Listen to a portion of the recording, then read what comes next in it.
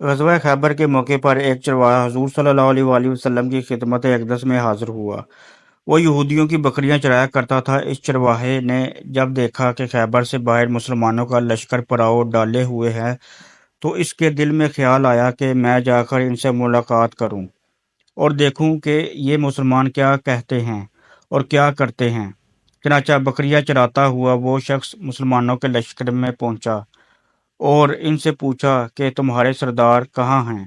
صحابہ کرام نے بتایا کہ ہمارے سردار حضور نبی اکرم صلی اللہ علیہ وآلہ وسلم اس خیمے کے اندر ہیں۔ پہلے تو اس چرواہے کو ان کی باتوں پر یقین نہیں آ رہا تھا اور اس نے سوچا کہ اتنے بڑے سردار ایک معمولی سے خیمے کے اندر کیسے بیٹھ سکتے ہیں۔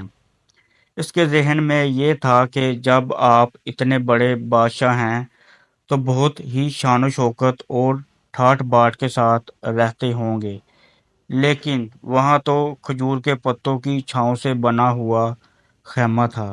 خیر، وہ اس خیمے کے اندر آپ صلی اللہ علیہ وآلہ وسلم سے ملاقات کے لیے داخل ہوا اور آپ صلی اللہ علیہ وآلہ وسلم سے ملاقات کی اور پوچھا کہ آپ صلی اللہ علیہ وآلہ وسلم کس بات کی دعوت دیتے ہیں اور کیا پیغام لے کر آئے ہیں۔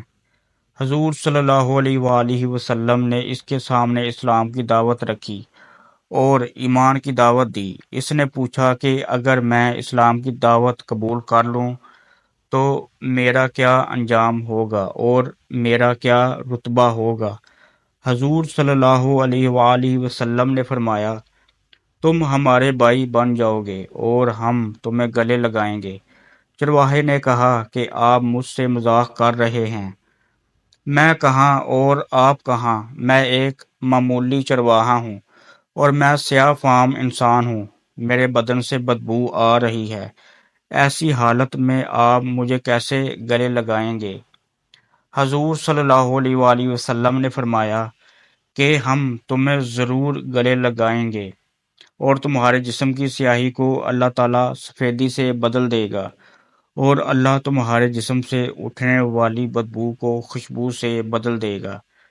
یہ باتیں سن کر وہ فوراً مسلمان ہو گیا۔ پھر حضور صلی اللہ علیہ وآلہ وسلم سے پوچھا کہ یا رسول اللہ صلی اللہ علیہ وآلہ وسلم، اب میں کیا کروں؟ آپ صلی اللہ علیہ وآلہ وسلم نے فرمایا، تم ایسے وقت پر ایمان لائے ہو کہ نہ تو اس وقت کوئی نماز کا وقت ہے کہ تمہیں نماز پڑھاؤں اور نہ ہی روزے کا زمانہ ہے کہ تم سے روزے رکھواؤں، اور زکوٰۃ تم پر فرض نہیں ہے۔ اس وقت صرف ایک عبادت ہے جو تلواروں کی چھاؤں میں انجام دی جاتی ہے اور وہ جہاد ہے۔ اس چرواہے نے کہا کہ یا رسول اللہ صلی اللہ علیہ وآلہ وسلم، میں اس جہاد میں شامل ہو جاتا ہوں، لیکن جو شخص جہاد میں شامل ہوتا ہے اس کے لیے دو صورتیں ہوتی ہیں، یا غازی یا شہید۔ تو اگر اس جہاد میں شہید ہو جاؤں تو آپ میری ایک ضمانت لیں۔ حضور صلی اللہ علیہ وآلہ وسلم نے فرمایا، میں اس بات کی ضمانت لیتا ہوں کہ اگر تم اس جہاد میں شہید ہو گئے تو اللہ تمہیں جنت عطا کرے گا اور تمہارے جسم کی بدبو کو خوشبو میں بدل دے گا اور تمہارے چہرے کی سیاہی کو سفیدی میں بدل دے گا۔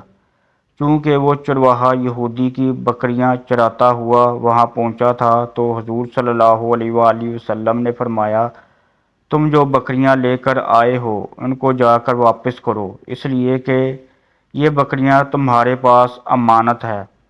اس سے اندازہ لگائیں کہ جن کا محاصرہ کیا ہوا ہے ان کا مال غنیمت ہے، لیکن چونکہ وہ چرواہا بکریاں معاہدے پر لے کر آیا تھا اس لیے آپ صلی اللہ علیہ وآلہ وسلم نے حکم دیا کہ پہلے وہ بکریاں واپس کر کے آؤ، پھر آ کر جہاد میں شامل ہونا۔ چنانچہ وہ چرواہا بکریاں واپس کرنے کے بعد جہاد میں شامل ہوا اور شہید ہو گیا۔ جب جنگ ختم ہوئی اور حضور صلی اللہ علیہ وآلہ وسلم لشکر کا جائزہ لینے لگے تو ایک جگہ آپ صلی اللہ علیہ وآلہ وسلم نے دیکھا کہ صحابہ کرام کا مجمع اکٹھا ہے۔ آپ صلی اللہ علیہ وآلہ وسلم گئے اور پوچھا کہ کیا ماجرا ہے، تو صحابہ نے عرض کی کہ جنگ میں جو لوگ شہید ہو گئے ان میں سے ایک آدمی ایسا بھی ہے جس کو ہم میں سے کوئی نہیں پہچانتا۔ جب آپ صلی اللہ علیہ وآلہ وسلم نے دیکھا تو فرمایا، تم اس شخص کو نہیں پہچانتے، لیکن میں اس شخص کو پہچانتا ہوں، یہ وہ بندہ ہے جس نے اللہ پاک کی بارگاہ میں ایک بھی سجدہ نہیں کیا، لیکن میں اس بات کی گواہی دیتا ہوں کہ اللہ نے اس کا ٹھکانہ جنت الفردوس سے لکھ دیا ہے، اور میری آنکھیں دیکھ رہی ہیں کہ ملائکہ اس کو غسل دے رہے ہیں اور اس کی سیاہی سفیدی میں تبدیل ہو گئی ہے اور اس کی بدبو خوشبو سے بدل گئی ہے۔ پیارے دوستو، اندازہ کریں کہ اگر کچھ عرصہ پہلے اس چرواہے کو اگر موت آ جاتی تو سیدھا جہنم میں چلا جاتا، اور اب اس حالت میں موت آئی کہ ایمان لا چکا ہے اور سرکار دو عالم صلی اللہ علیہ وآلہ وسلم کا غلام بن چکا ہے۔